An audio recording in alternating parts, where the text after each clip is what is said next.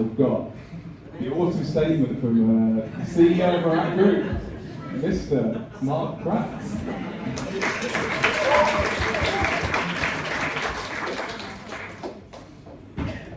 Good evening, everyone. It is. Good evening, everyone, and to the Australians, good day. For those who don't know me, I'm Mark, and I'm incredibly lucky to be standing here today as Georgie's husband. Georgie and I first met on the 14th of July 2020. It was a time when meeting people in person wasn't the easiest thing to do due to the coronavirus pandemic. Stay safe in these strange times. Next slide, please. Thanks to the internet, and more specifically a dating app called Hinge, I found her. Well, I say her. The pictures on her profile had the same 3 short girls in, size 6. I was a bit of a guess. It was a bit of a guess as to which one of these 3 hacks was Georgie. On Hinge, one of Georgie's prompts was, do you agree or disagree that Le Creuset cookware is overrated? Naturally, I replied, but no, it's not overrated at all. It doubles up as a self-defense weapon as well as a fan. I must say, I can't describe myself as a smooth talker, but Georgie was picking up what I was putting down. Fast forward a week. I managed to secure a date with, according to Hinge, a 5'1" girl from Leeds with a law degree. We decided on a walk in Bradfield at 11 a.m, followed by a swift half at the plough. I gave Georgie the postcode of the car park in Bradfield that had no phone signal. We drove separately because Georgie wouldn't give me, a random boy from the internet, her address. I have no idea why. When it got to 11:30, I started to worry. I was actually worrying at 11:01. I thought if I leave now to get signal and Georgie arrives, she'll think I've stood her up.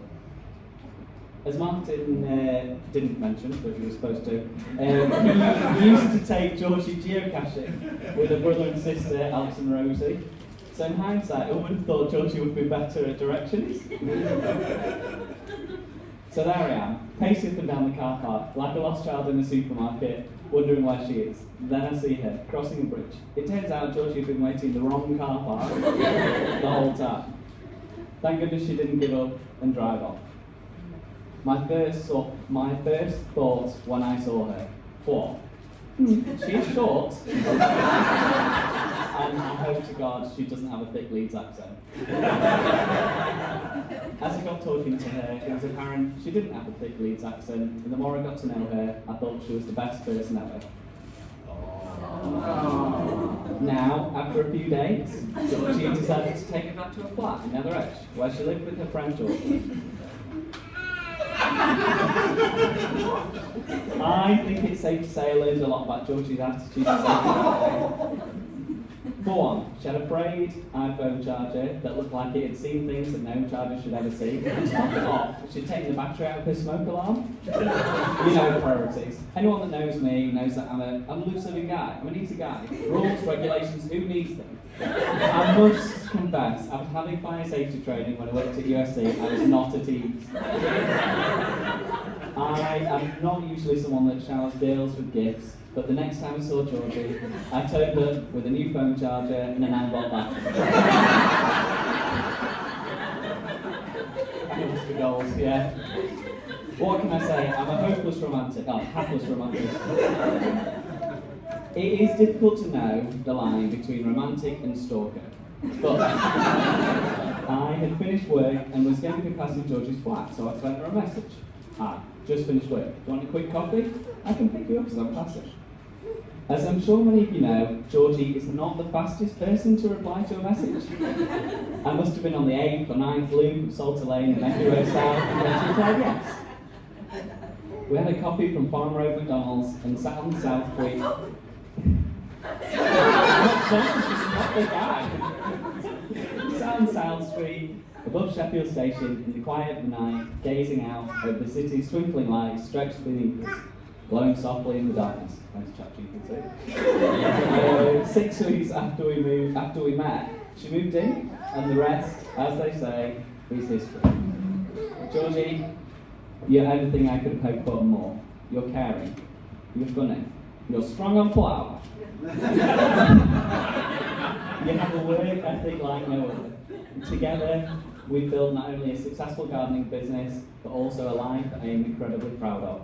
We've raised a beautiful girl called Holly, who is as well behaved as they can. And every day I'm reminded of how lucky I am to have you by my side. Martin and Kay, you've welcomed me into the family with open arms. Thanks for the constant support and always made to feel welcome. But, leading up to the wedding, there have been a few family members not making any attempts to be discreet, asking Georgie, are you sure it's not too late? Michael?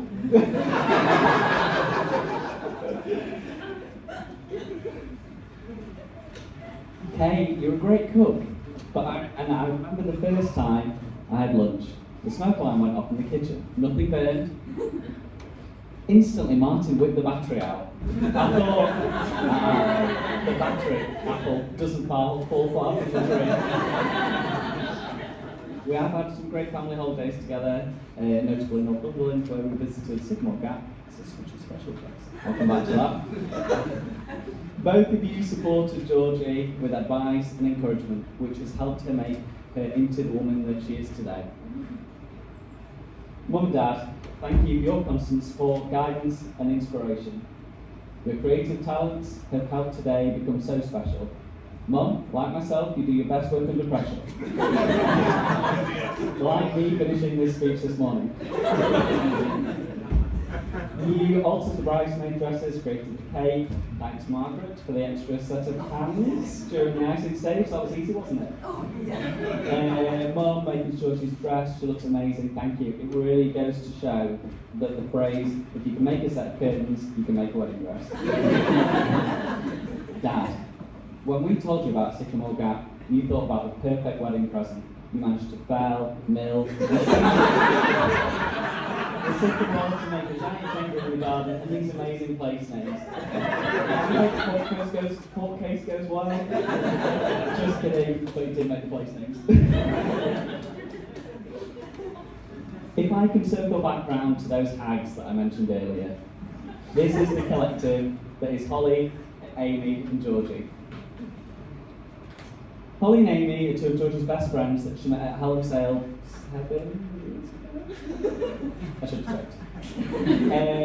You have been a source of constant encouragement, friendship and fun. You arranged the perfect can-do and have been a rock for Georgie. You've always managed to look after Snorgie, Georgie's alter ego, and like on nights out, she may make an appearance tonight. And to everyone here today, I feel slightly overwhelmed in the best possible way by the love and support you've shown us. It means the world to have you all here to celebrate this special day with us. And finally, Georgina.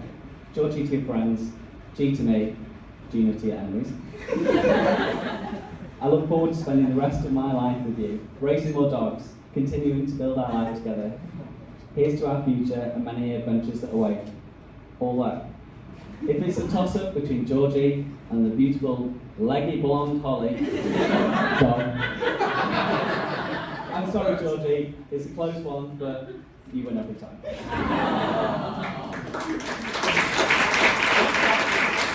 Raise a glass to Georgie. Georgie.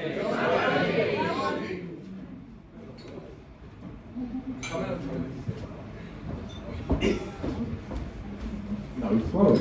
Can we get one more round of applause for everyone doing this?